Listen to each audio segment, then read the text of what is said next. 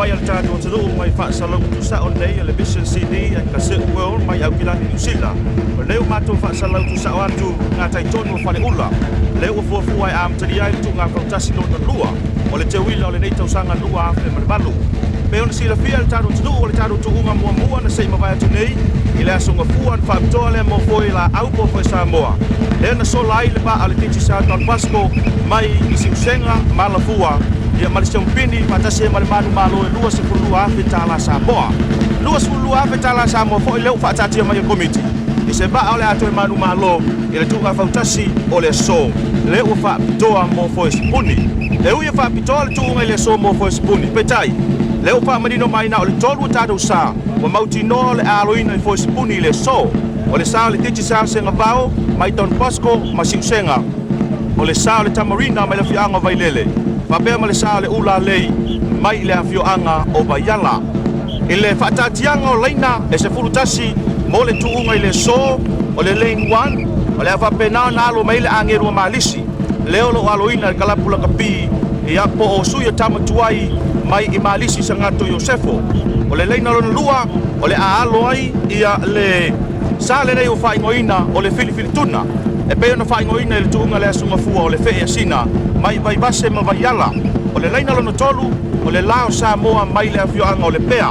O le leina lona wha o le titi sa singa vao mai Don Pasco e a ma siusenga. O le leina lima i le so taba e sina mai sa lua i manono. O le leina lona ono o le ula lei mai Vaiala. Lona fitu o le tamarina mai Vailele.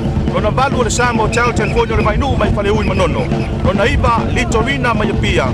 Tifo le moana mai toa mua i le lona sepulu. Ma le fetu o le moana rua mai i Faleu i manono. Ia leo le aalo mai i le leina lona se fulutasi i le so.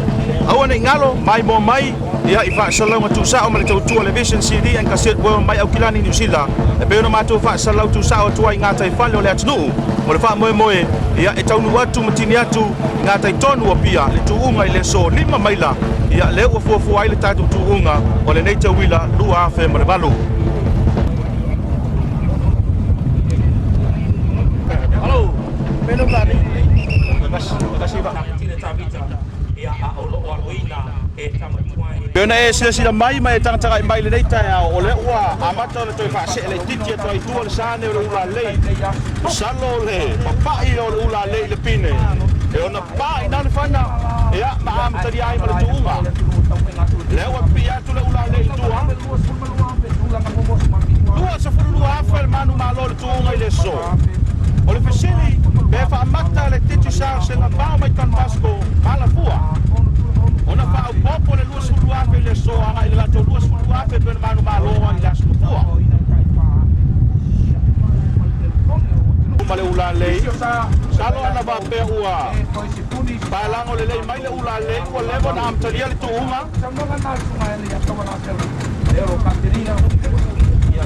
leo ai lumba le ula lei ba le pana tau mai me soi sa sulu ele oi longa la foi ia ona manino mai se va au matalatasi mai luma a polinga mai loi luma le sa malisi loi luma le sa malisi loi luma le sa malisi a matala sala sala mai luma sala mai luma le titi sa se ngabao ba pe foi mal telefono le mai lu a wa mata foi le sa luma mal fetu le moana lu loi luma malisi angelu malisi la mai tulang mo mo tulang lu mai al titi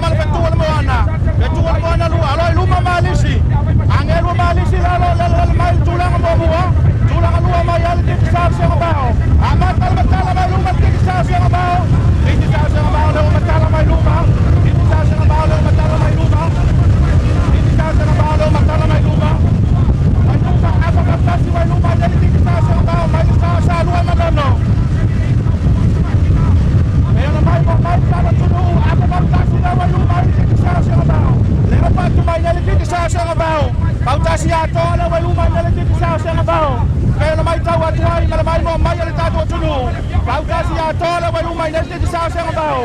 Pau tasi ato wa lumai nel te sa sa ngabao. Tuli ato na sa mo ma lepea. Tuli ato na sa mo ma lepea. Au ma tua tasi ato wa lumai nel te sa sa ngabao.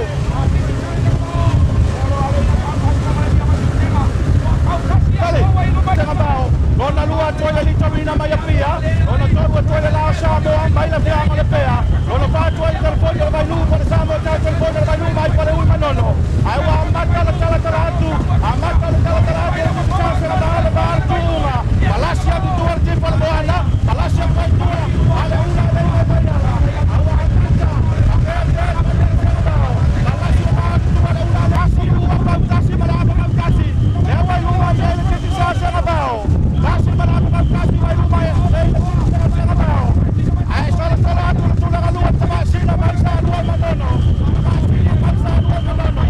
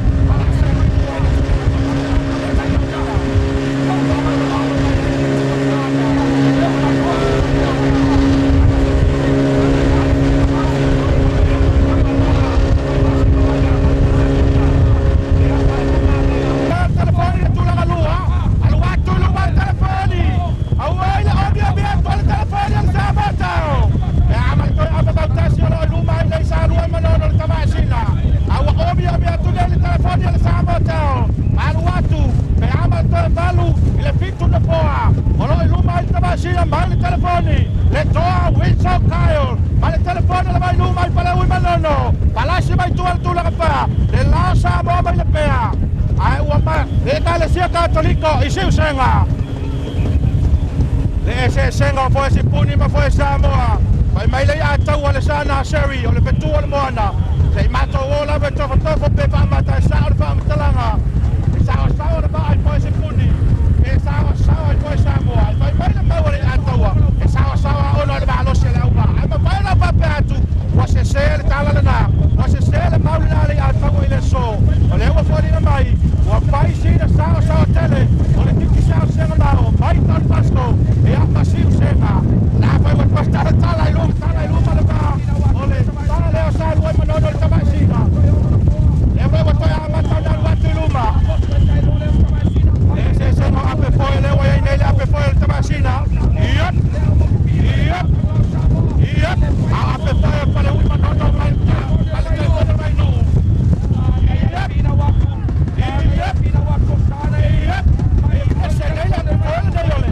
Pero foi mai no. Mai ape foi. Ale tamasina ma sa wa no.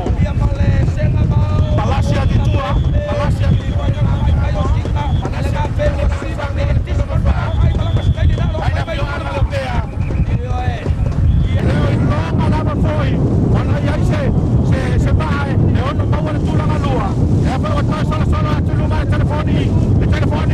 telefoni mai fare ui manono. Afa bautasi ala luma ide ile sao sa luai manono. Eta basina. Awa matala sala luma le ta witsa tayo. Male telefoni ala mai no. Awa mataba ile so mai luma. Masiu awe lua. Male lao sa mo mai pea. Ai wa matuai balala kapia to wa tuai sa no. Ai tena na sa no. Matuai na watu. Ai sa no.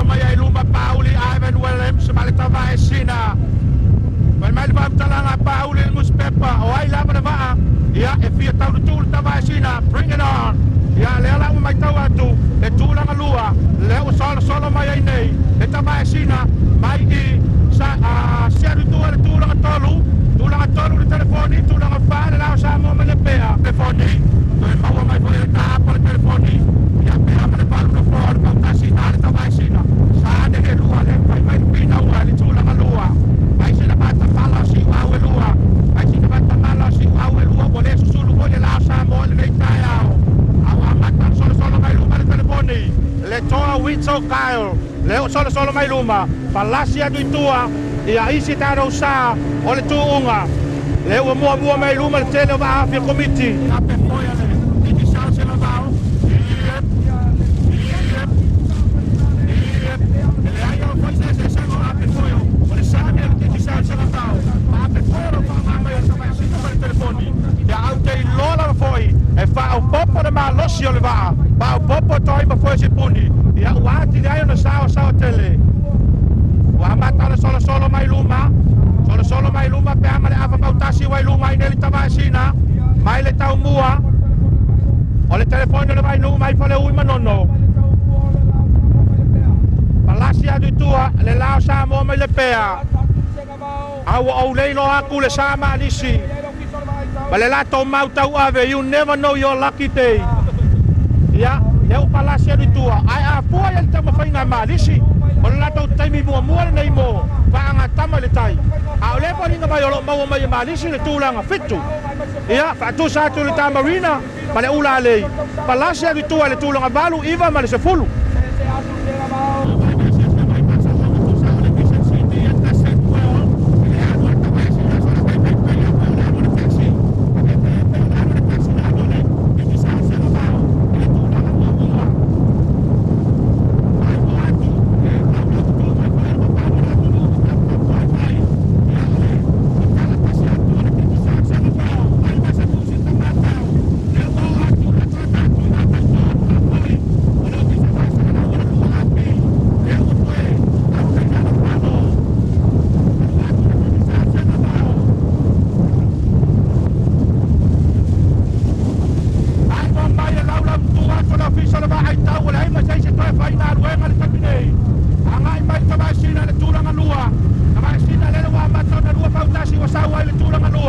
le tamarina, le litorina, le angelo malisi, tilpon moana, le pilvilituna, male ula lei.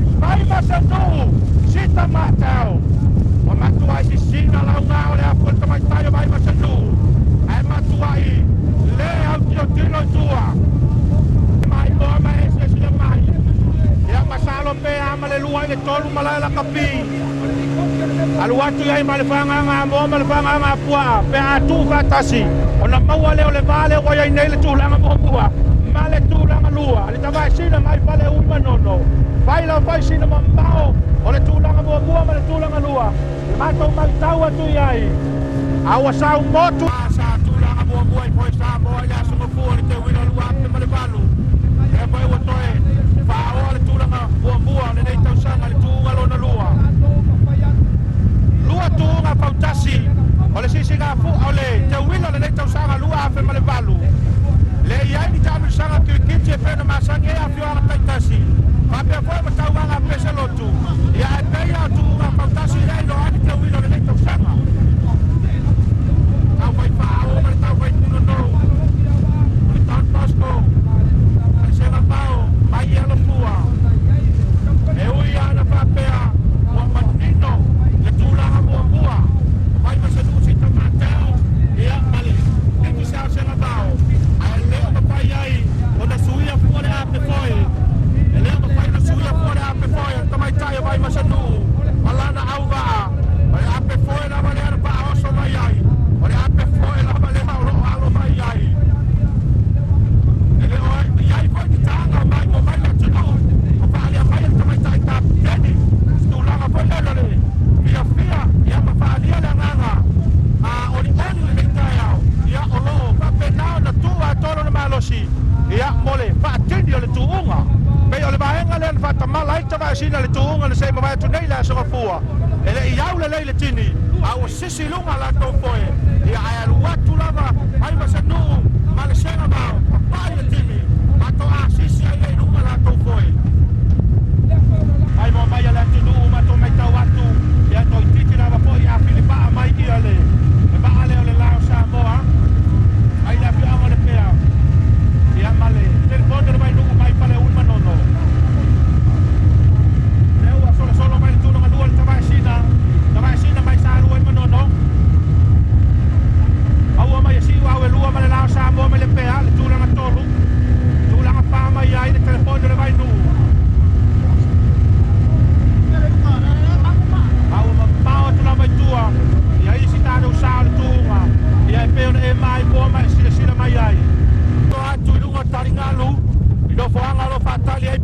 malu le tulu. Le ai ma se pasi ko alu fale alili ko mi ngoi nei kaya o pasi o ale paka. Le ko mi ngoi se pasi o pasi o va. O ma ko kuku ma pasi. Ai o mai pasi se mai mo ma se ta tanga ile tu mai le so. Yo na fa mai ka watu. Itu mala ma ma tor malo. Se na bao, alu watu ni sa se na bao. Alu watu to na fo ya ta watu le tini. Awala ta tu mai uma. Ya ma ma le tulu. Ya itu mai ma ma tor malo. Yo na fo ilu ko fa na malo. Ya ya ma ta fa na fa ya na mai mo ma si ya bio. Ai le na na tu se na bao. Ai ole ai ma ta du ole ta ni malo. La ni sa ma sa mai. O sto ni na ba fu foi. Ale a le papasko. Pero mai mo ya ya tu. Ya ma ta espese. Pati vai na papasko. Ai o fa ya tana. Vai ma se no si ta mateo. Ya ma le que sa se na bao. O mato le que sa se na bao. Toda la fora del fatini. Toda la fora del fatini. Toda la cosa cultuale. Toda la fora del cultuale. Vai ma se no si ta mateo. Vale, que sa se na bao na papasko.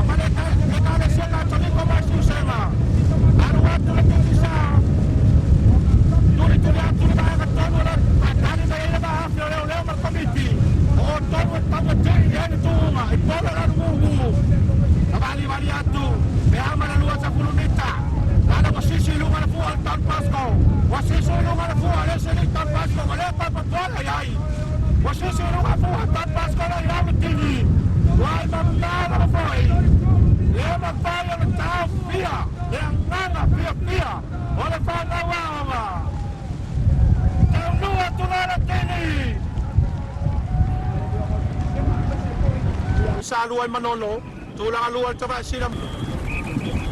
Ay mana ya la pina wale fai mai ile tulang atolu. Sa ile ba yai lewai luma si wa welua. Lewai luma si wa welua be. Tulang atolu na yai ile lang sa mo mele pe. Tulang afa ya le to windsok ka. Male telefono le vai nu. La watini atu le tuunga ile tulanga lua si wa lua malela sa mo mai le pe le tulanga tolu telefono le mai nu mai fale un manono le tulanga fa tulanga lima lewa tuli mai le ata wal sana sewi le tulanga lima tulanga ono mai tawatu ya le litorina ya male tulanga fitu leo lo tau mo fai mai ai le sa le angelo malisi ya male tamarina mai vai lele pa pipi ile afi le va afi po le afi le alia anga ile pau ma na ya sia vai nga stasio tamama siona va fine se fele tupe tau do tonge fu ti le alia po le va afi fa pipi le ya le afi le alia anga ile pau e pe ya la yalo ngabu mai si va afi fainga amalisi le angelo malisi fato alua tuunga le tausanga le nei alelo wasau le tulanga ono le wasau le tulanga ono le angelo malisi le va sa va ngata le tuunga le asonga fu na sei ma vai atu nei ai fa ya tu le presidente fa mai pau ale me talo sia o talango tangata le ngo la tova ile vao ngata Palasia di tua le tulanga fitu le Tamarina tulanga balu le Tamarina mai vai lele ia au mamawa tu tua le tifol moana mamawa tu tua pau mai le tifol moana le tulanga iba tapi foi ia male ula lei a mai se disio ta lo sa ia mai tu la o si lunga lei si foi lei si mani si ia wa ku kingi Asi ne o kalapu e taula ambu al siam pinso e tamu sanga la kapi. O le foi wau mai vaanga tamalitai. E masalo makwa fa fia inga kalapu nge malis ya wai. Pau nge kau sanga fa kau sanga mo mo nge kau singi oi malis. Ya ale sa malis fisi umai si vai o le mo kau singi o. Tamarina mai vai lele. Tau nu atu le tulanga valu. Ya fa malo foi le sia male mai mo le tato tunu. Mato mai tau atu a matona ngau mai si vaenga lunga le apita ngalu salo le fa to a to ya nga ya tu ya le au fai ngalu nga foi le malo ma company ya awar fa tanu ino ngalu nga ya oi sei so le afia fai ngalu nga ele se ya mai mo tu nga fa tasi le so ke ofo foi se pule a kukuri sa au fai ngalu nga mai mo ku nga fa kasi le ngai aso e mo mai le tato tonu mai se tama fa na o le fia ma tambu lo la ma papa so se vaenga le langi ia o sale o to fioanga mai to amu o tifo le moana lewa sa vali bari atu manga iatu to ela bo nai mita no tau atu le tulanga iba lo kapteni mai le sunga ya fale a koi ia stache lo fainga ruenga le tanga ruenga pasi ai ta vale mo waila se no ta vale tu tau foi huli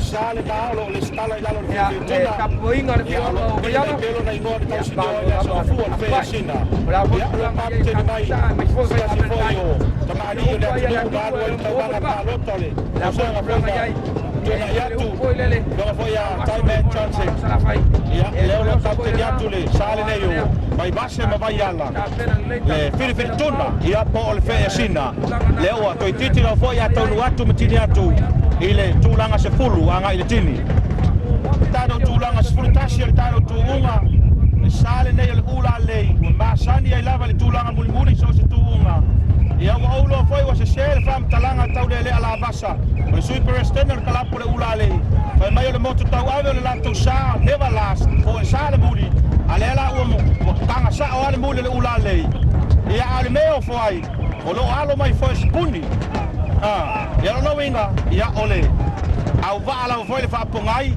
mai atu mato singa la nga ole afor kaptein le sunga ya check tau fa ya tu le lato sa ya ni sina sa le o toe le king ya tu le ula le ole o toe le liu mai ya le ka ba sina la to wi mai sa lu manono Pauli Ivan Williams ole nawa mai mo mai sa mo le tado tu nga fa tasi lona lu ole te wi la lua fe mvalu ia e pei ona e mai mo mai nei tai au tuunga le so fa tole mo foi spuni e uina fa pito mo foi spuni pe tai na le tolu taru sa mai tawina le sa alo mai foi spuni o le titi sal senga vao mai I ala fu le ton pasco ma si usenga fa pe foi mai Tamarina mai le fianga vai lele ia mai se foi ia ole ula lei mai I vai yala ele fa tu ngaina o taru sa pe ona mautulanga I le so le tulanga mua ele to silingia tulanga mua pe ona yele titi sal senga vao lua mai I Don Pasco ia fua ma le Kalesia Katolika Roma mai si usenga ile tulanga lua o le tava sina mai sa lua I manono o le tulanga tolu o le lao sa mo mai le pea